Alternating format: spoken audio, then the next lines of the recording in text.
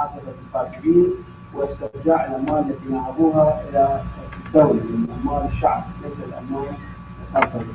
The second demand is to reform the business in terms of the corruption that's there and to hold everyone accountable for the wasting of public funds.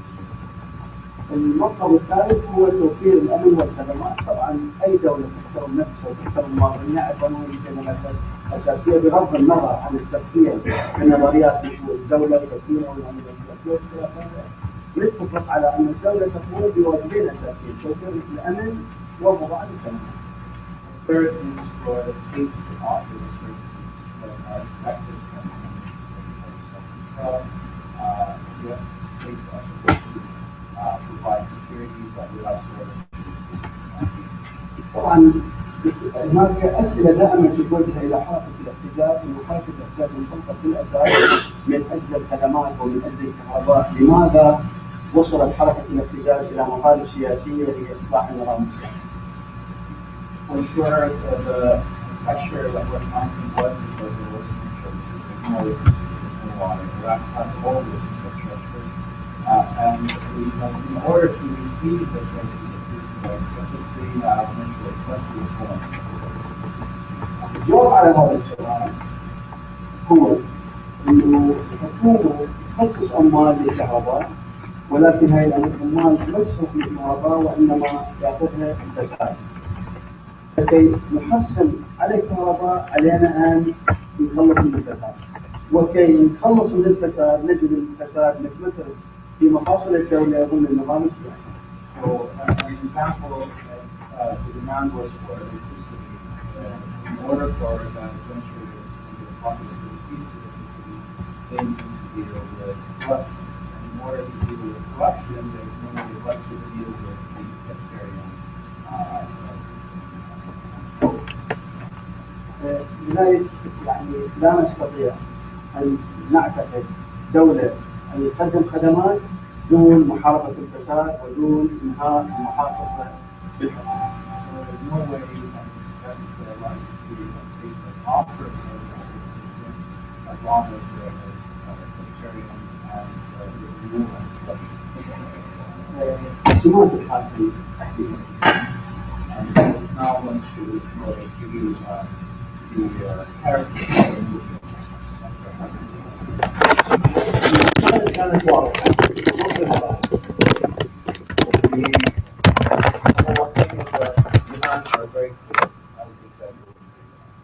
يعني طالب المتظاهرين بوضوح وبجرأة إصلاح النظام السياسي تحميل الفساد والخرق واعتماد الهوية الوطنية بدلا عن الهوية الخارجية.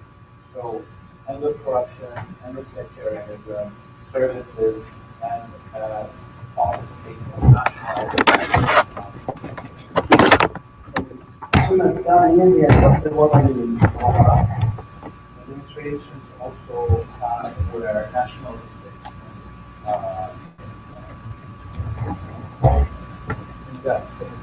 characters. شملت المظاهرات جميع محافظات العراق جميعها باستثناء المناطق اللي سيطر عليها داعش، وكذلك للدلاله على وطنيتها رفعت فقط العلم العراقي ولم ترفع اعلام الطوائف والحيات.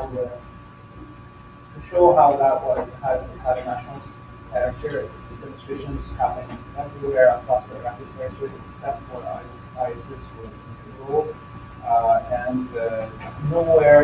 The only flag that was carried everywhere was the Iraqi flag. No sectarian flag, no political flag, no regional flags.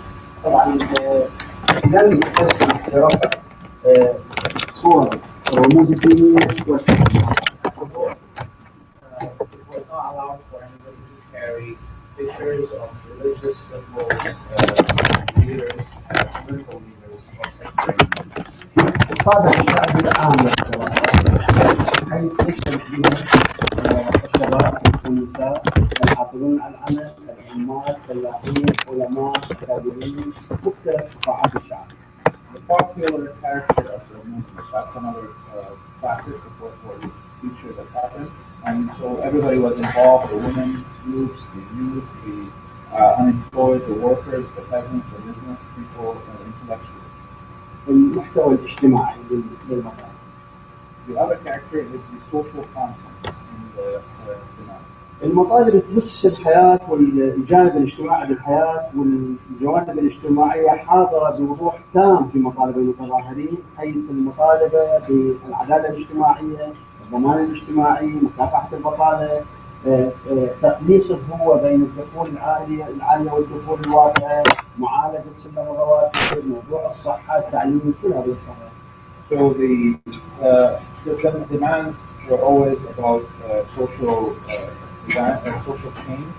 You have calling for equality and social justice, for social services, for social security, and the fight against unemployment and narrowing the gaps between the different classes. خامسا مشروعية المطالب. كل المطالب اللي نطرحها هي مشروعة ومضمونة ضمن الدستور، وتأمنها القوانين الموجودة، وكلها تأكد على أن هذه المطالب هي اللي تمس حياة الإنسان وكرامة الإنسان ومعيشة الإنسان. فبالتالي هي كلها مطالب مشروعة، مطالب طبيعية جدا، ومطالب غير مكلفة وكذلك ممكنة التحقيق. And another character is the fact that all the demands were put in a legal framework that fit everything that the Constitution, the laws within the country, the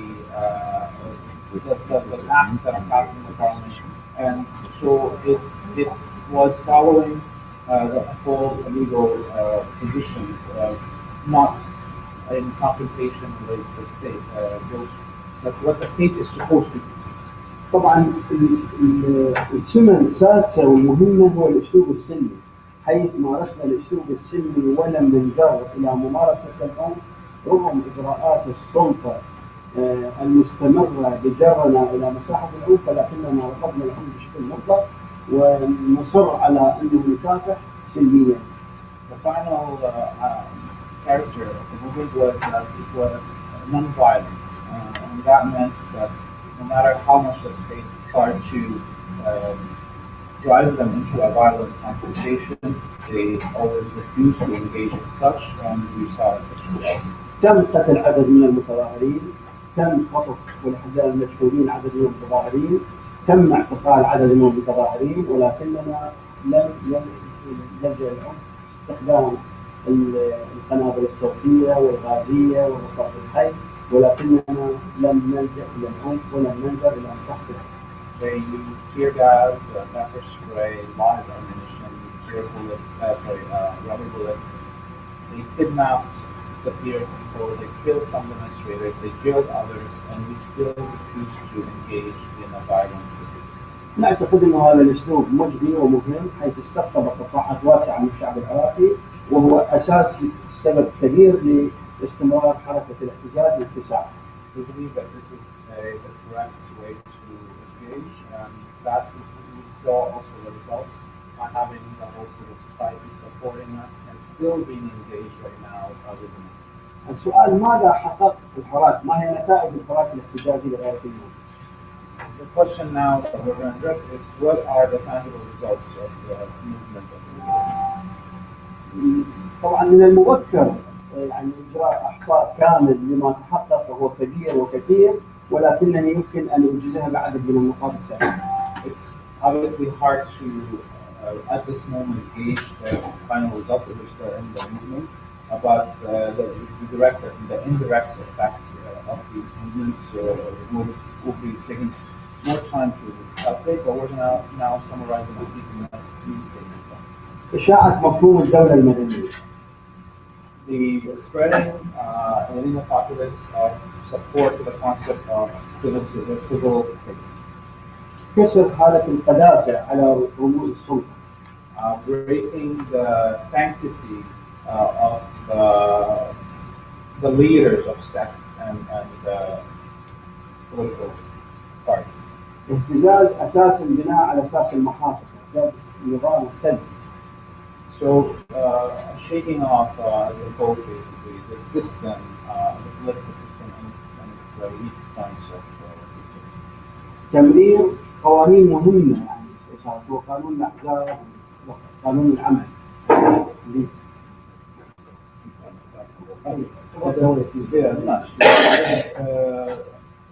Passing legal laws that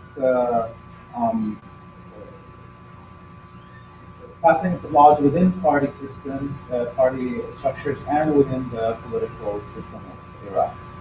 تفعيل دور الرقابة لمجلس النواب، حيث يعني شهد مجلس النواب استجوابات عدد من الوزراء. آخر استجواب هو قبل أسبوع وزير الدفاع، وفي حضوره إلى مجلس النواب فضح عدد من النواب والمسؤولين الذين كانوا يساومون على صفقات السرقة.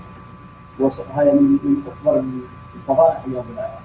The movement put up so much pressure that investigations started happening within the parliament of corruption, and the latest of which, and the most clear example, was the accusations against the Minister of Defense in corruption, where he was called into the parliament to testify, and where he started spilling the beans about other corrupt politicians. And so we're still seeing that it's a big issue right now happening in Iraq. تمكنا من إلغاء 6 مناصب مهمة، 3 نواب رئيس الجمهورية و3 نواب رئيس الوزراء، حيث يتمتعون بامتيازات كبيرة وصفقات وأموال. لغينا هذه المناصب وأصلاحهم كذلك. As a result, the government had to take down a lot of positions that were just really just there for show. 3 vice presidents and 3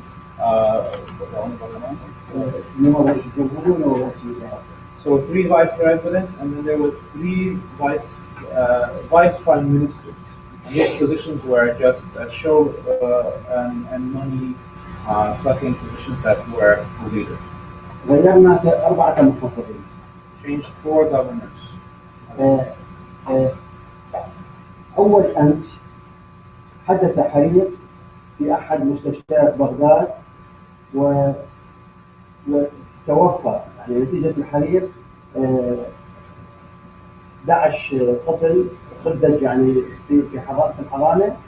ووقف الناشطون المظاهرات أمام المستشفى، وتم إقالة المدير العام لصحة بغداد. In Baghdad, just 2 days ago, there was a fire at a major hospital, and 11 children in the newborn section died in the fire. There was a huge demonstration outside the hospital, and the administrator of health services in the Baghdad district had to step down. ونطالب الآن حركتنا طالب بإقالة وزيرة الصحة. And the movement right now is calling for the demotion, the resignation of the Minister of Health. طبعا وزيرة الصحة هي من حزب رئيس الوزراء. And the Minister of Health is from the Prime Minister's party. كذلك كانت الوزارة 48 وزير، احنا خلصناها إلى 16 وزير. The cabinet minister numbers were 48 before their movement started, and now they're down to 16. خفضنا الرواتب العالية للمدراء العامين، واللي كانوا يأخذون رواتب تصل إلى 100 ضعف راتب العامل. They had also passed laws to bring down the salaries of ministers and parliamentarians, where it used to be 100% the average salaries of public. رفع مستوى وعي المواطنين باتجاه الدفاع من أجل حقوقهم. They also raised the awareness in the general populace about how to fight for your rights. جعل الاحتجاجات قد ممارسة اعتيادية للمواطنين، كسرت الخوف والتردد اللي كان يعني الناس تخاف تطلع مظاهرة. اليوم الناس شجعت على الظهور في المظاهرات. We broke the barrier of fear, and now what people are not anymore afraid to go out and demonstrate, and they are coming out. انتشار فكرة العدالة الاجتماعية وحقوق الإنسان وحقوق المواطنة المتساوية. and the spreading of the ideas of social justice and civil citizenship counter to the sectarianism. أهم الاستنتاجات.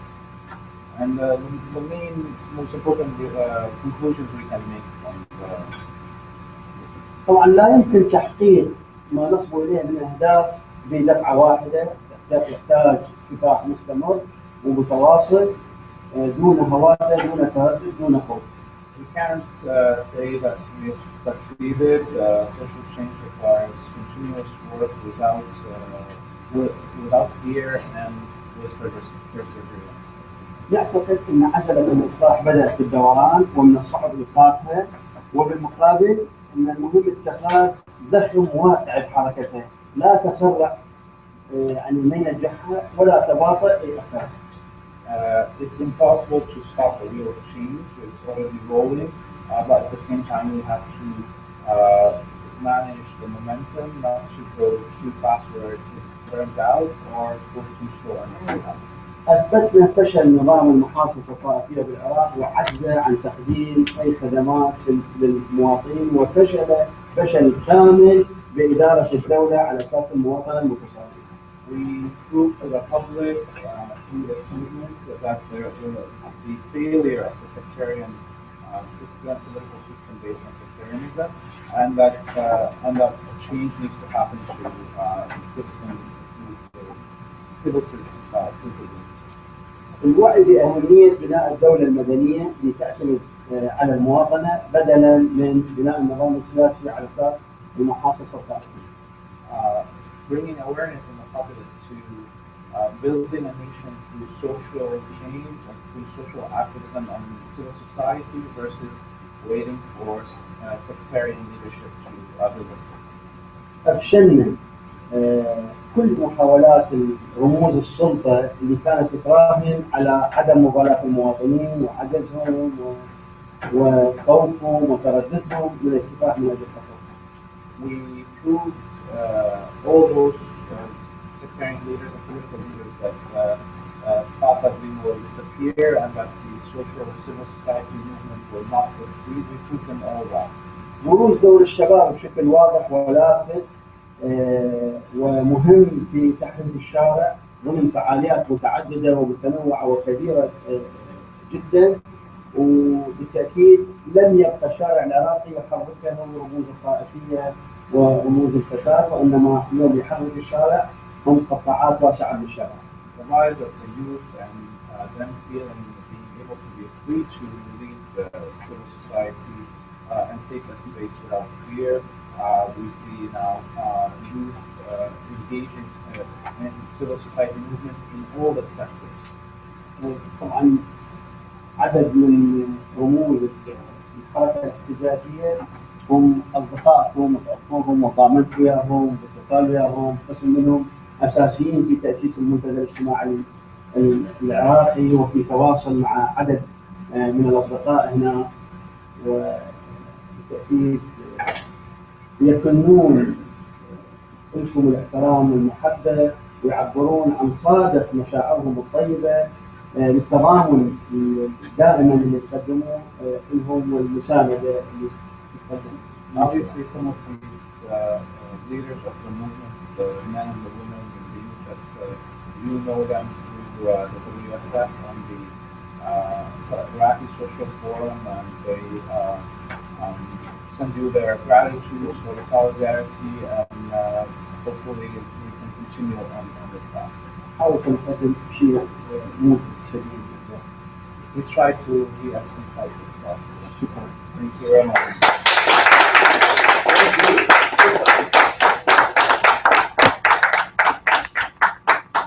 Well, this is in Iraq, but it's really hard to hear us.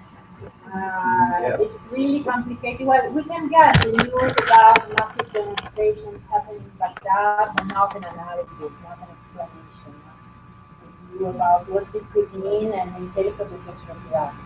So I'd like now to ask Harry, look at the chair. I want to speak very briefly because I think we're really prepared for some extraordinary questions and discussion. but I wanted to reflect on solidarity and solidarity with civil society in Iraq. I don't, Jessel, can you understand me, or do you want to listen? And I do want to do it a little bit personally. I want you all to know who I am. I'm a 9/11 family member. My sister was killed in the World Trade Center. And I joined a group called September 11th Families for Peaceful Tomorrows, which organized right after the terrorist attacks to say, we do not want war with Afghanistan, and we do not want war with Iraq. There were very few of us who opposed the war with Afghanistan. We were a small group of about 35 to 40 people at first. But when George Bush announced that we might go to war in Iraq, our membership swelled. And of course, we all remember that the world rose up in opposition to that war. I traveled to Iraq in January of 2003. The Baghdad airport was jammed with foreigners who were coming there to protest the war. And many of us met members of civil society in Iraq at the time. And I remember the most heartbreaking words I heard were from a school teacher who said to me, you know, right now we're educating our children. And right now, they can find jobs at home. But if there's war here, the young men will start traveling outside of the country in search of employment. And we will have terrorism. You're calling us terrorists. Your nation has labeled Iraq as somehow being responsible for 9/11, which is ridiculous. And your war may bring that to us. So, you know, fast forward a little with Peaceful Tomorrows, my 9/11 family group's experience. At the height of the war in 2007, when indeed there were terrible acts, and Martina reminded us of some of the protests and how they led to violence. And I remember the press back in the United States, and we've remained here from Europe, and I would love to hear your experience of how that war was portrayed. And many of you here from the Middle East, and I would love to share those stories with you as well. But what we started hearing in the States was that Iraqis were either victims or they were terrorists. And we weren't hearing that they were people who needed to claim their own destiny, and that we weren't hearing that they were people who were opposing the government that was being imposed upon them. And I connected with Ismail Dawood, who we've been speaking about a bit because he now is running, administering the Iraqi Civil Society Solidarity Initiative. But at that point, he was living in Amman, Jordan, and he was working with Iraqi Civil Society back in Iraq, and working to build a nonviolence network. And I remember Ismail saying to me, and the words are haunting now here in Yasmin. I remember him saying, there are three problems for you. Your country is occupying Iraq. We have traditions of sectarianism that are not healthy and that we need to deal with. And we have problems of corruption. But those three things are all having horrible, it's a positive, it's a negative feedback loop. They're all increasing one another. And the occupation and the government we imposed enforced sectarianism and made it a source of, or a means to enrich oneself. And that just led to corruption. So we are hearing now the legacy of the Iraqi civil society having to cope with a situation that we basically created. And you know, I just want to move forward now to just first of all really thank Yasmin for sharing this incredible story of how civil society has endured, and for us to think about what solidarity with Iraqi civil society can mean. We can't just want to partner with civil society when we're trying to end the war. We have to be responsible for the implications, and we have to also think about the positive benefits of international solidarity for us. You've heard how the Iraqis are struggling for narrowing the gap between rich and poor, ensuring that women are fully participatory in government, ensuring that citizens participate in government. That's what democracy is. We have so much to learn from them when we think about the failures in our own states. There are global concerns, and I know Martina is now going to share some of what the ICSSI has been able to achieve in partnership with Iraqi civil society. But they're fighting for resources, to claim their resources, to ensure that resources are protected and equitably shared. And so I'm going to stop there. I'm going to say one more thing. September 11th Families for Peaceful Tomorrows really was founded because we believe that 9/11 was a horrible international crime. And it was not an act of war. We believed that nonviolent responses were possible, by which I do not mean that we would sit around and hope the problem would go away if we didn't get one. We believed in law and the rule of law, and we believed and we would hope that perpetrators would be arrested and lawfully tried. But today, as we have seen, the wars do exactly what September 11th Families for Peaceful Tomorrows feared, which is that they have increased terrorism in the world. We really do need to be listening to the Iraqis who are living with Daesh and who are experiencing the problems that a violent response to violence produces. And we can hear from them how they are committed to peace building in their communities. They believe in the possibility of going into these communities that have been occupied by Daesh and ensuring that a new generation does not rise up to lead in violent responses. So I will just make that a little pause forward to Martina, because the Iraqi Social Forum this year, one of its principal focuses will be peace building in Iraq. But Martina is now going to speak a little bit about ICSSI.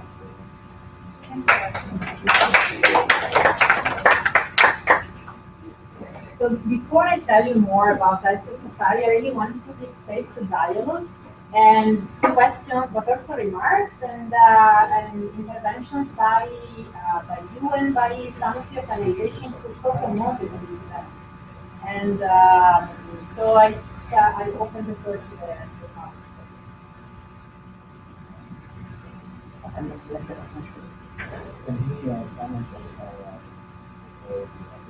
Sure, yeah. طبعا بالنسبه لي هاي الجمعه الوحيده اللي الان في اللحظه هاي زملائي واصدقائي يظهرون في ساحه التحرير وانا بعيد عنهم، ولكن عزائي هو اليوم احنا نتحدث كذلك عن حركه الاحتجاج ونتحرك عن التضامن. For me, this is the first Friday that I'm not with my colleagues out on the street demonstrating. So the only condolence is that I'm here talking with you about this. طبعا هم كذلك يبعثون رسائل محبه، لانه صار عندنا قناعه بالقدر اللي احنا منحازين للاسلوب اللا عنفي، كذلك نعتقد عندنا سلاح قوي اخر هو التضامن معنا. We also extend our solidarity and love because our belief in non-violent social change and we align on that. طبعا بالتاكيد حركه التضامن اللي انطلقت يعني في بدايه الحرب، تفكير الحرب ضد العراق، هي حركه انسانيه ومهمه وكبيره نعتز بخطواتها، وبالنسبه لنا حين ذاك حركه مدنيه كان عندنا الشعار الثاني. When for us, the anti-war movement in 2003 was an important act of solidarity that we appreciate and cherish, and it means this to us. طبعا أرادوا يخلون العراقيين بين محددين، أما حرب وأما دكتاتورية.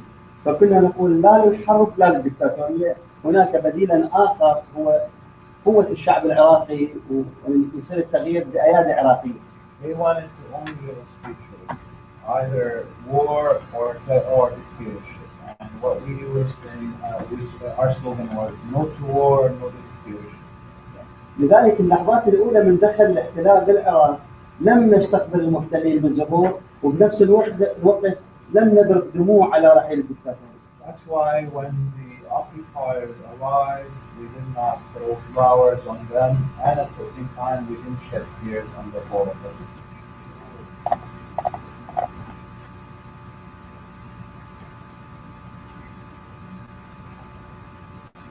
We can take this. And you can introduce yourself when you speak. My name is Kim Enwa, and I work with the Philippines Quebec. Thank you so much for this presentation.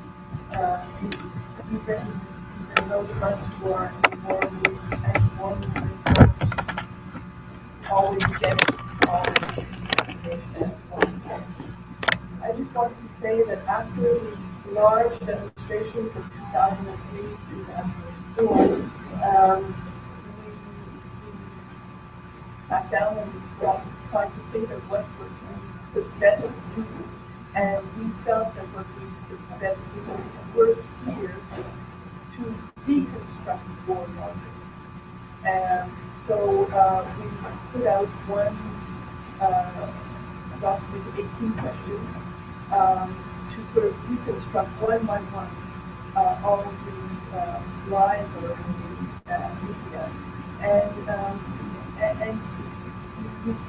we see the lies being used to justify war.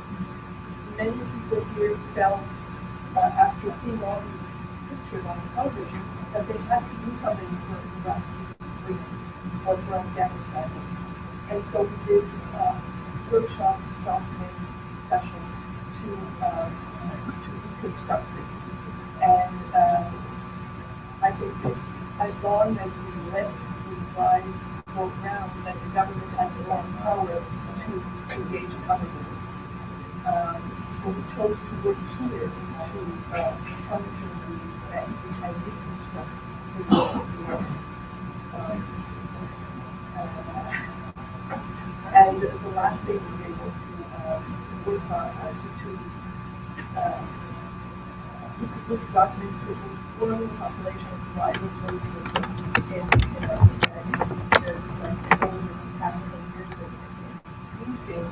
presence of the military in all aspects of life. You know, sports, family events, soldiers being on water, and we're convinced it will get us used to the presence of the military, and obviously we can find stuff that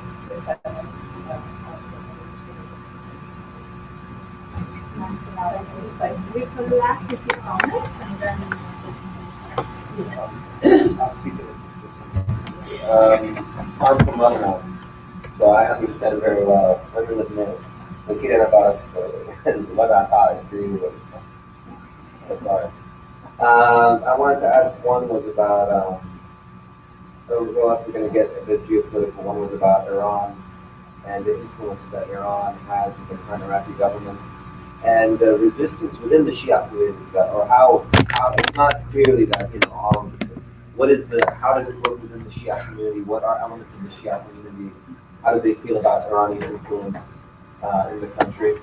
That's one aspect. The second aspect is about what do you think of the Kurdish part of the north, and the possibility of them becoming a separate part of Iraq. Those would be my two major questions. But I do want to congratulate you, all of you, especially the solidarity movement. I think a lot of people on the left, it's very easy to just say we should have invaded Iraq. It's a disaster. And then almost, I don't want to say gloat in that, but just be like, see, we told you, it's all destroyed. That's okay, fine, but then what? People still live. So I'm very happy that you're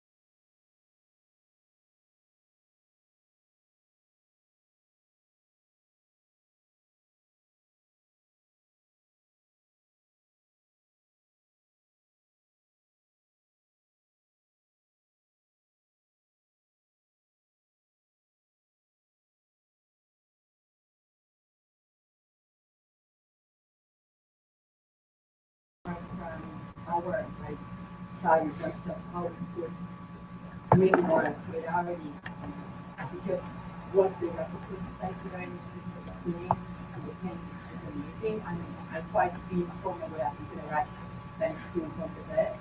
But on the other hand, I mean, I have the feeling that in 2003 there were so many people that were interested in what was going on. Somehow these people are now are not anymore involved because it's not anymore a burning issue, but at the same time, considering what's happening in the Middle East, what's happening in Iran, in Syria, and with the Kurdish, so I'm wondering if there is any chance of bringing the debate again into the scene. Maybe I don't know. I mean, I'm really wondering how could more people in Europe or in the States get back to realize how important is what is happening. So it's really a question. I really have no idea. I'm just feeling like myself, even if I was very much involved in this movement in 2003, I'm kind of less and less aware. Imagine those that were not like the first person involved, were just following the flow, how far they must be. But on the other hand, they keep reading a newspaper about the refugee crisis, and there is somehow a link in what is happening around the Middle East. So it's really a question. I'm wondering what could be done more to get more people at least to be aware of how important this debate should be right now. Can I add one more thing I want to say? What's going on in Iraq obviously is a reflection of what's going on in the whole region. And every country has its own internal dynamics, but of course there's a giant struggle for democracy and accountability and civil society around the Middle East. But it's being repressed by different forces. Sometimes it's the military like Egypt, sometimes it's just one dictator like Syria at one time. But I think Lebanon and Iraq are similar since it's a collective of many dictators. And it's based on the sectarian system. So I'm wondering, is Iraqi civil society doing to connect the civil society outfits in other Arab countries and their relation to what's going on in the whole region? And I guess I'm from Lebanon, so I don't know if there's anything specifically connecting Lebanon and Iraq, in particular Lebanon and Iraq, because the problems are so similar.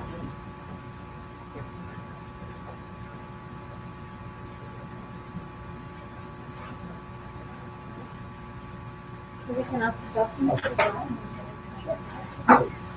طبعا بالتأكيد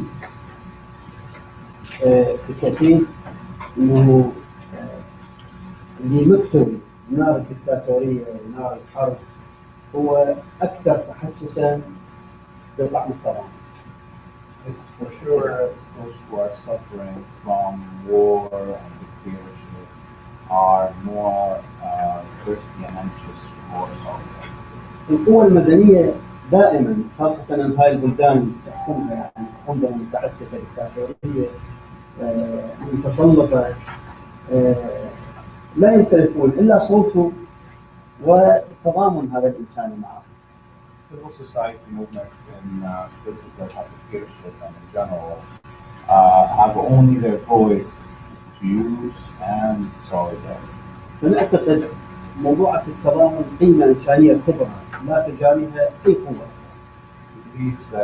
I believe that human solidarity is one of the most important human values, and there's nothing more important.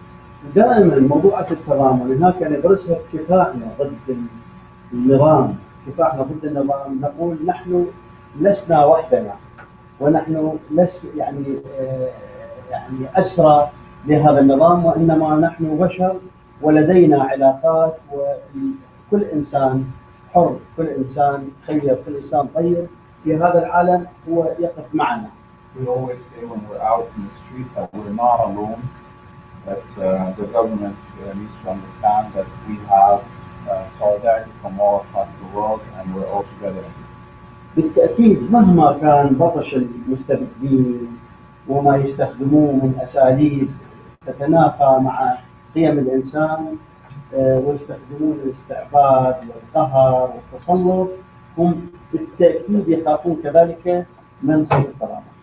It's for sure oppressive governments that are using oppressive behaviors and so on are clear as solidarity. يعني كثير من يتحدث نمشي بالشارع ونكون بالمظاهرات وما عندنا حمايات والقوات الأمنية داير ما دايرنا، السؤال يتوجه لنا من يحميكم؟ نقول التضامن الإنساني هو الحامي لنا، وكذلك صحة مطالبنا وقناعتنا بهذه المطالب هي مبدأ حمايتنا. We're walking in the street, demonstrating, taking action. We're asked who's going to protect you, and we say our solidarity network and the fact that we're working in a just way.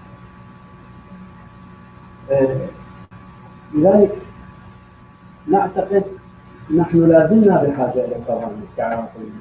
That's why we're certain that we still need solidarity. بالتأكيد يعني التجربة الأمريكية في الحروب هي أخذت نموذجين، أفغانستان والعراق، وكانت تريد أن تطبق هذه النموذجين وتتحرك على مناطق أخرى، ويبدو أنها قبل أن تستطيع الحصول على ما تحصل عليه في العراق تحركت إلى مناطق أخرى، وهذا الشرق الأوسط اللي هو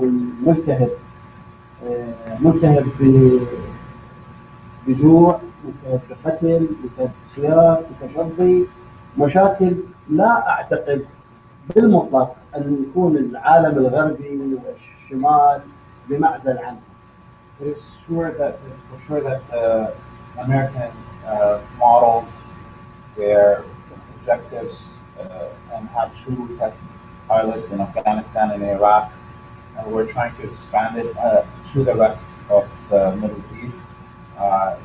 How it's now burning down, but they moved, it seems, too fast before they finished what they were doing in Iraq. أكيد مناهضين الحرب يذكرون الفكرة اللي طرحت بأمريكا أن يكون العراق وأفغانستان مغناطيس لجذب جميع التطرف، ينحصر التطرف والقتل والإرهاب في هذه المناطق، والعالم يعيش بعيدا عن هذا الإرهاب، وصدروا لنا ما صدروا من متطرفين وقتلة وإرهابيين. Their plan was to make Iraq as into a magnet for all terrorism and to export all terrorism to it, and that's what happened. قلنا لهم أنه هذا ما تصدروه من تطرف سيرتد عاجلا وآجلا، وللأسف الشديد ارتد وقتل ما قتل، وجعل الخوف في قلب كل مواطن يعيش في الشمال ويعيش في الغرب. We told everybody that it's going to come back and bite them, and that terrorism will come back. And this is what we've seen, all the tragedies in the last years now. وأنا أعتقد قاعد تنخلق مشاكل يعني داخل أوروبا وداخل الشمال من يعني الإرهاب باتجاهين. The result is of terrorism happening now in the West and the refugee crisis in the North, and are now having two clear effects. المواطنين من أصول شرق أوسطية وكذلك اللاجئين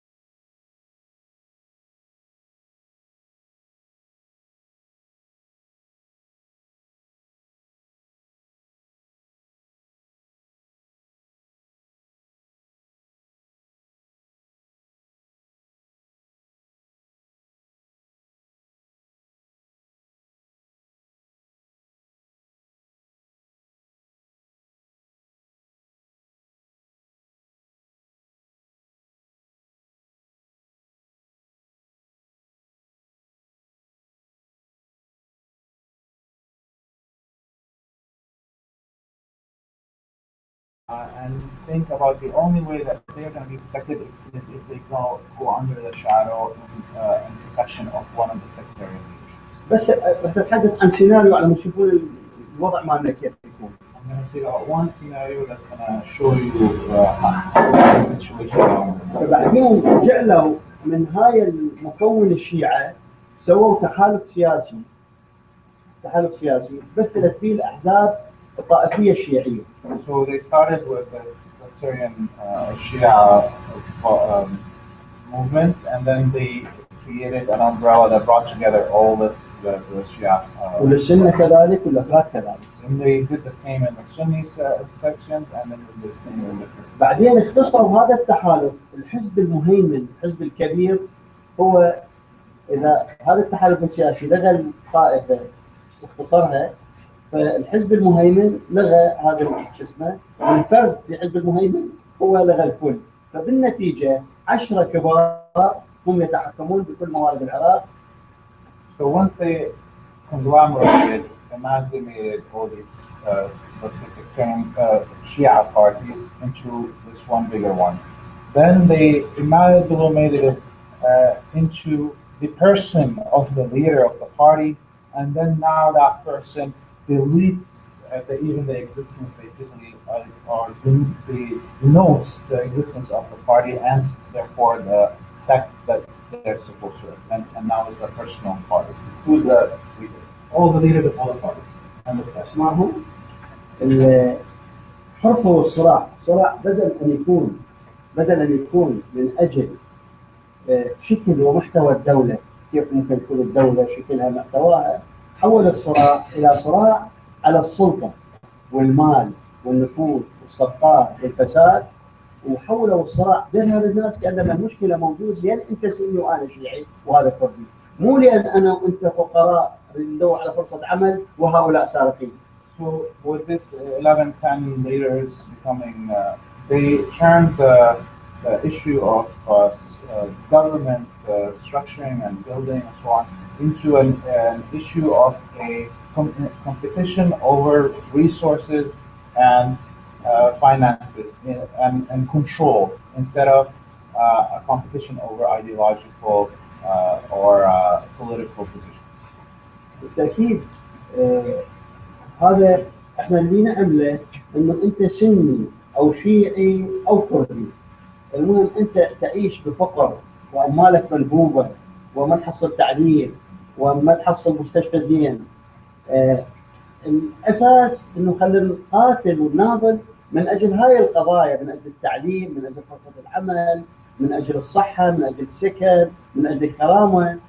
We mute this discussion of are you Sunni, are you Shia, are you Kurdish, and we concentrate on do you have social services, do you have electricity, do you have health, do you have education, and concentrate the populace onto that to fight the corruption and the conduct.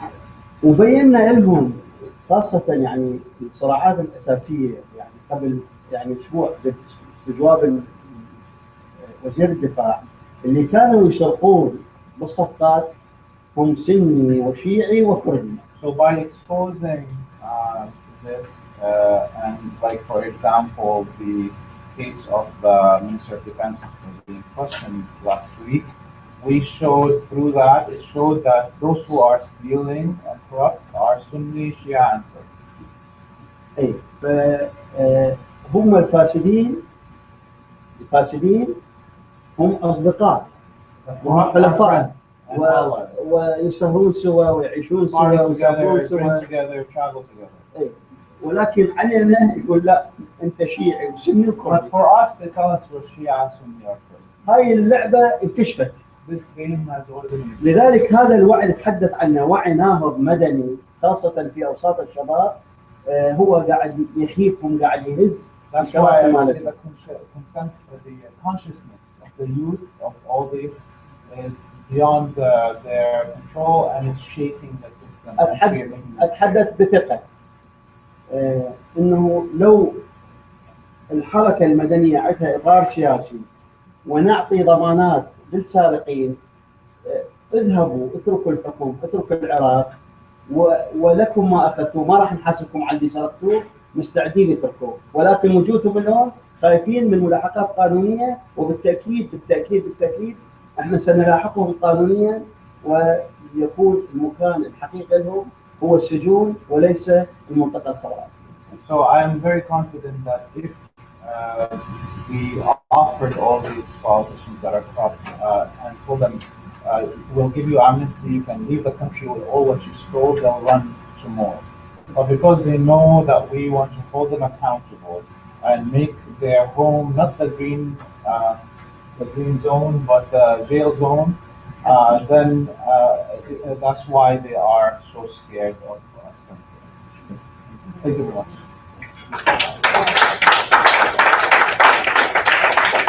And the question on Iran is very important. And I remember I was stunned by watching the videos of the demonstration at some point, seeing like a huge square with thousands of people screaming all together slogans against the Iranian generals that were coordinating military actions in Baghdad. What was, do you remember that? Yeah, what was the slogan in the square? What was people screaming? Do you remember? نعم نعم نعم. في احد المظاهرات احنا نتحرك من ساحه التحرير الى المنطقه الحره، المنطقه الحره هي المكان الحكومي. When a lot of the demonstrations were moving from the Tahrir Square, Liberation Square to the Green Zone. يعني مع الاسف مش محتاج اقول، بس التركيبه الاجتماعيه للمظاهره واغلبكم شيعه. I'm going to say this: the majority of those who were at the demonstration were Shia. ما ان وصلنا الى قرب السفاره الايرانيه الهتافات سليماني اطلع برا ايران، برا بغداد تبقى حره. So when we passed the Iranian embassy, the spontaneous chants from the crowd was Slomani, go out, Iran out of Iran. طبعا بالتاكيد من معطيات مو تحليل انه احد اهم المخاوف الايرانيه من حركتنا المدنيه هو ان تنتقل صداها ومفعولها وتاثيرها داخل ايران. It's for sure that one of the fears that the Iranian government has of our movement that its echoes will carry through into this area. بالتاكيد ايران تبحث عن مصالحها وتتحرك داخل العراق من اجل تامين مصالحها. It's for sure that Iran works for its interests and moves within Iraq within those confines. وفي فترات ولحد الان هي تستخدم ساحه العراق والصراع بينها وبين الولايات المتحده الامريكيه. السعوديه اكيد. السعوديه وتركيا كلها. So it's for sure that Iran is using the Iraqi field in the proxy war with the United States, Saudi Arabia, and Turkey. المفاجئ انه هاي الحركه تتحدث عنها الاغلبيه مالتها بالمناطق الشيعيه وهي ضد التدخل الإيراني. It's for sure that a majority of this movement is actually in Shia areas and it is against Iranian presence. لسبب بسيط. For one simple reason. لأنه هاي الحركة تتحدث عن مصالح عراقيين، تتحدث عن موارد عراقية، تتحدث عن صحة، عن تعليم، عن حقوق، عن عدالة، عن فرص العمل، عن بناء اقتصادي اجتماعي، ضد المشروع النيوليبرالي بالعراق بقوة. لذلك هي يعني ترحب بكل من يسقط ضمن هذا الأساس اللي هو أنتم، وضد أي تدخل يقوي بالنظام الطائفي. And because the movement is based in social justice and in an Iraqi framework, in an Iraqi national framework, working for social justice, healthcare, education, and in solidarity internationally, and open for those who want to come to in solidarity, and conflicts with any that want to come and occupy Iraq. I'm just still curious about the Shia question. The Iran thing is good, but I'm still curious about the Kurdish question. To what degree are you operating in the Kurdish part, and to what extent is there amongst, because I understand for Sunni and Shia it's more intertwined, they're more connected, there is maybe some sense of Iraqi identity, but to what extent is the feeling amongst Kurds that no, they're not Iraqi anymore? بالتاكيد الموجودين عندهم فكره شنو الاكراد، الاكراد I'm يعني sure you all know a little bit about the Kurdish situation. اي طبعا من حيث المبدا احنا كقوه مدنيه نؤمن بحق تقرير المصير. From the لكل شعب we كل believe مجموعه لها حق تقرير المصير. in the principle of self-determination, and every people has that. واللي نعتقده حق تقرير المصير اليوم اللي يعني تم التصويت عليه بالدستور هو النظام الفدرالي بالعراق. And we believe that we have had that question solved already through a democratic process, and the vote was for a federalist system. والأكراد يتمتعون بمنطقة حكم فدرالي. And so the Kurds لهم have their برلمان own ولهم حكومة. central government, and it has a federal right, and it has a parliament and a government. الحقيقة الساطعة ما يعانيه العراقيين من المحاصصة والفساد هو نفس المعاناة الأكراد في مناطق كردستان. So these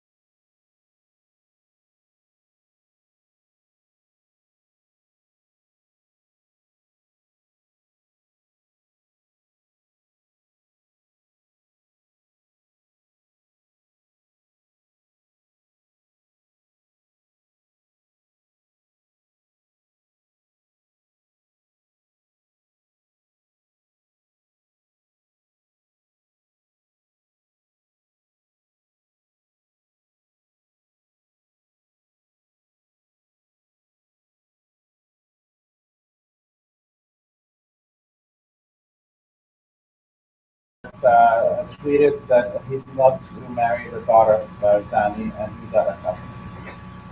طبعا الرسالة مالته اجتماعية كذلك حدث أنا ما ممكن أنا أعيش، ما ممكن أنا يكون عندي بيت، ما ممكن أتمتع بصحة، ما ممكن أحصل على تعليم مناسب إلا أكون زوج بنت البارزاني.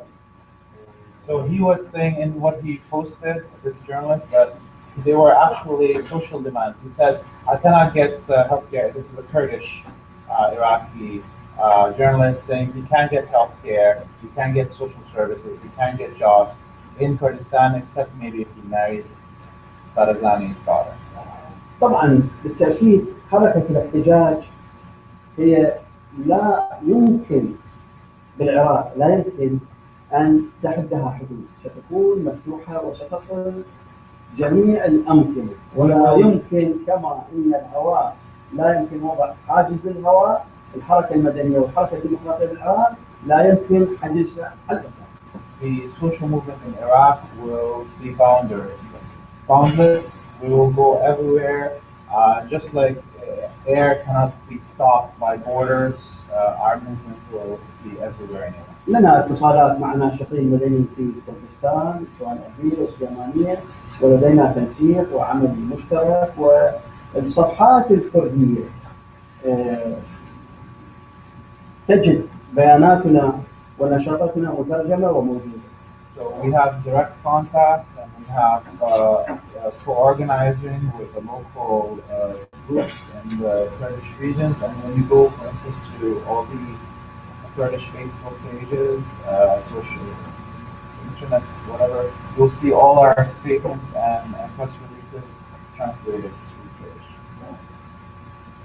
And demonstrations will happen in Suleimania, and now on the 2nd of October, there will be a meeting, probably a deal, convened by Abdullah Khalid, to launch the Year of the Kurdish Social Forum that is working parallel streaming with the Iraqi Social Forum. So, you know, it was difficult to make a national one because Kurdish NGOs is not belonging from that. But in any case, they have their own and they work together. That's the plan for So, Karen, some other comments? Well, I guess I wanted to just comment on, thank you for sharing what was done in Canada. I think it is very important for all of us to, first of all, take responsibility for our own governments. And certainly the efforts to dismantle the U.S. military industrial complex, that is going on since it was, it dates back to the many wars that have been protested throughout our history. And it is first and foremost incumbent